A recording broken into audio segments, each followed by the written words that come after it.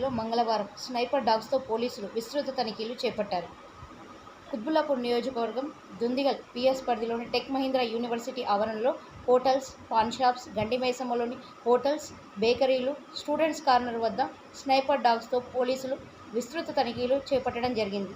BTech విద్యార్థుల లక్ష్యంగా గంజాయి, డ్రగ్స్ సప్లై చేస్తున్నారన్న సమాచారం మేరకు తనిఖీలు చేపట్టారు అని పోలీసులు వెల్లడించారు. ఈ కార్యక్రమంలో CI Shankaraiah, SI Shankar, SI Rajesh, ASI Lakshmi Reddy, పోలీసులు సిబ్బంది తదితరులు పాల్గొన్నారు.